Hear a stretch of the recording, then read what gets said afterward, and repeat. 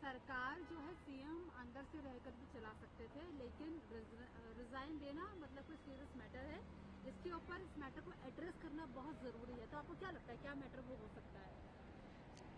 चौधरी साहब का तो नहीं पता होगा वो क्या सोचते हैं, लेकिन ये बात पक्की है कि केजरीवाल साहब ने अब ये अपने मन से भी मान लिया कि उन्होंने भ्रष्टाचार किया है।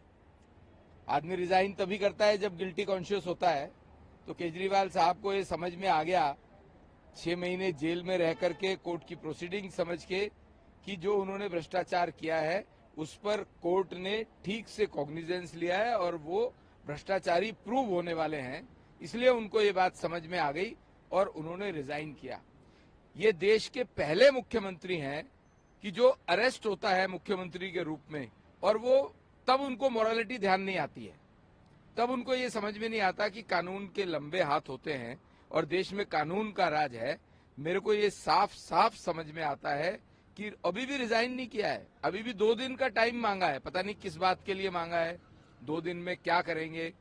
और हो सकता है कि ये चेक कर रहे हो कि इनकी अपनी पार्टी में बगावत तो नहीं हो जाएगी।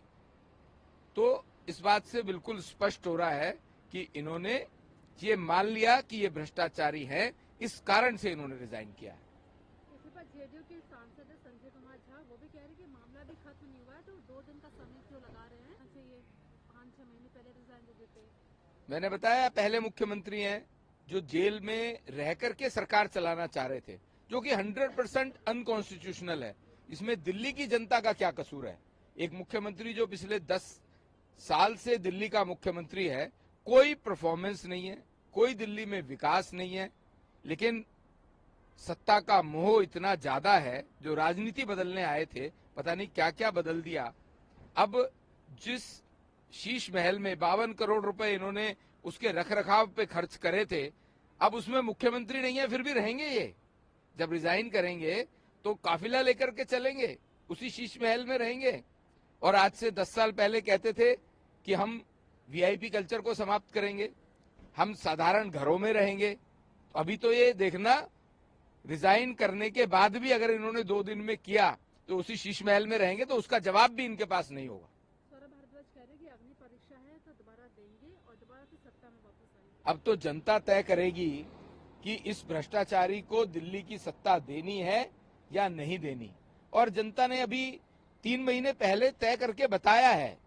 जो वोट, जेल और वोट की बात कर रहे थे, जेल में जाएंगे या नहीं जाएंगे, मैं जेल से बाहर आया हूं, मैं जेल में जाऊं या नहीं जाऊं, ये जनता ने भी तय किया कि आपको वापस जेल जाना है।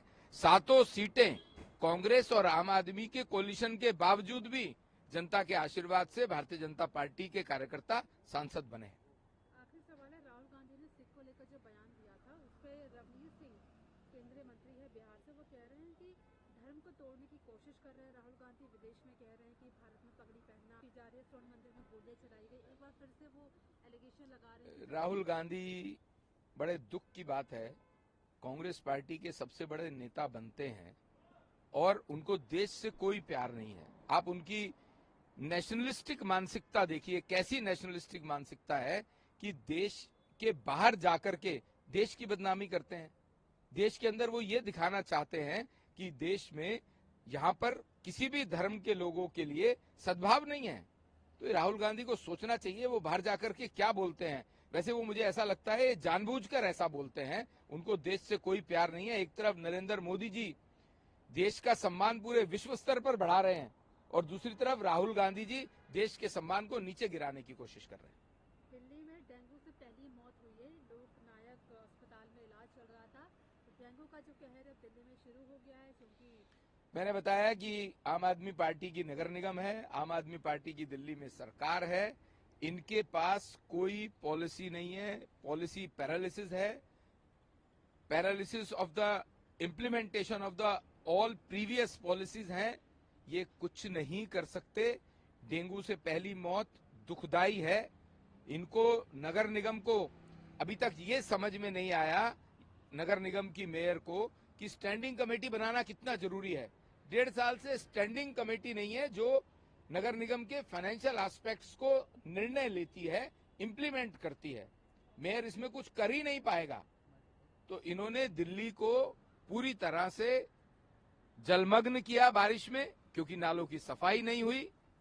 डेंगू से बचने के लिए उससे पहले 2-3 महीने पहले प्रिवेंटिव एक्शंस लेने पड़ते हैं।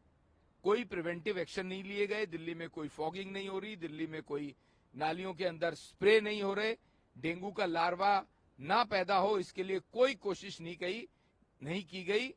दिल्ली को तो भगवान ही बचा सकता है या दिल्ली की जनता बचा सकती है केजरीवाल को दिल्ली से बाहर का रास्ता दिखा करके।